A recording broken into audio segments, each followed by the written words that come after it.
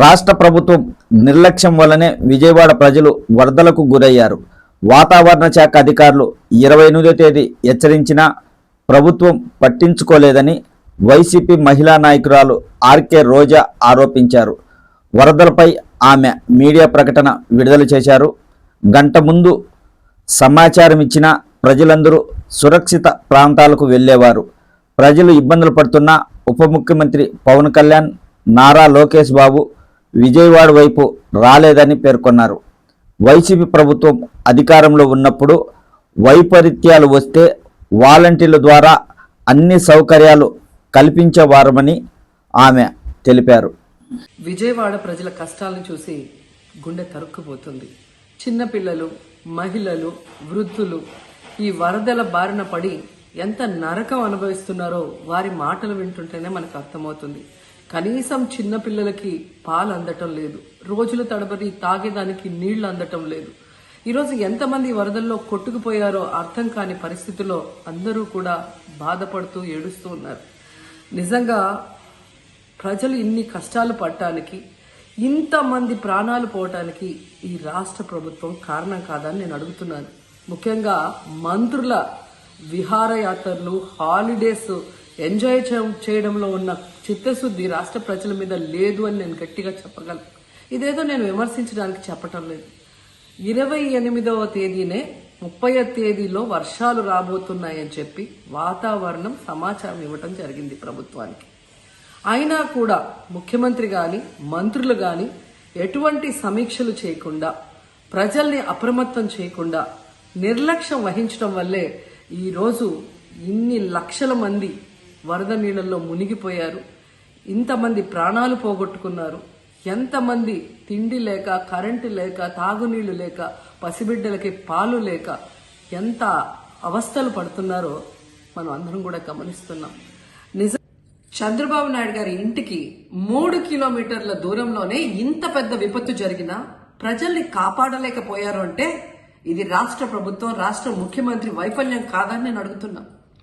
ఈరోజు కరకట్టు మీదున్న అక్రమ కట్టడాలని కాపాడటం కోసమే విజయవాడని ప్రజల్ని ముంచేశారు అనటంలో నిజం లేదా అని నేను అడుగుతున్నా. గంట ముందు ప్రజలకు చెప్పినా వాళ్ళు ముంపు బారిన పడేవారు కాదు. వాళ్ళని అప్రమత్తం చేసి ఒక సేఫ్ అయిన ప్లేస్కి పంపించున్నా ఈరోజు ఇన్ని లక్షల మంది, దాదాపుగా 3 లక్షల మందికి పైగా 4 రోజుల పాటు కరెంటు లేకుండా, తిండి లేకుండా, చిన్న బిడ్డలకి పాలు లేకుండా ఈ విధంగా నీళ్లలో మునిగి అవస్థలు పడాల్సిన అవసరం లేదు.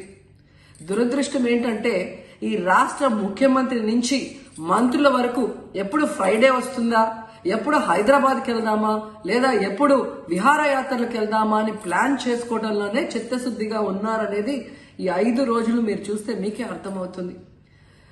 30వ తేదీ భారీ వర్షాలు వస్తాయని ముఖ్యమంత్రి గారికి, మంత్రులకి 28వ తేదీనే వాతావరణ శాఖ సమాచారం అందించినా ఎటువంటి సమీక్షలు లేదు, ఎటువంటి ముందస్తు జాగ్రత్తలు లేదు, ప్రజల్ని కాపాడాలన్న చిత్తశుద్ధి లేదు అనేది స్పష్టంగా అర్థమవుతుంది. ఎందుకంటే ఈ రోజుటి వరకు 4-5 రోజులు ప్రజలకి తిండి అందించడంలో ఈ ప్రభుత్వం విఫలమైంది. కనీసం ఇది జరిగినప్పుడు సీఎం గారు పనిచేయట్లేదు, వయసు అయిపోయింది. డిప్యూటీ సీఎం గారు, పంచాయతీరాజ్ శాఖ మంత్రి గారు కనీసం తన శాఖను అప్రమత్తం చేసి ప్రజల్ని కాపాడాల్సిన బాధ్యత ఉన్నా ఈ రోజు 5 రోజుల వరకు ఆయన అసలు విజయవాడ వైపే రాలేదు. ఇక ఆ కాన్స్టిట్యున్సీ ఎమ్మెల్యే ప్లస్ రాష్ట్ర మంత్రి లోకేష్ గారు మొత్తం మునిగిపోయి మంగళగిరి, విజయవాడ అలల్లాడిపోతుంటే ఆయన హైదరాబాద్ లో ఎంజాయ్ చేస్తున్నారు. ఇక హోంమంత్రి గారు తెలిసిన సంగతే.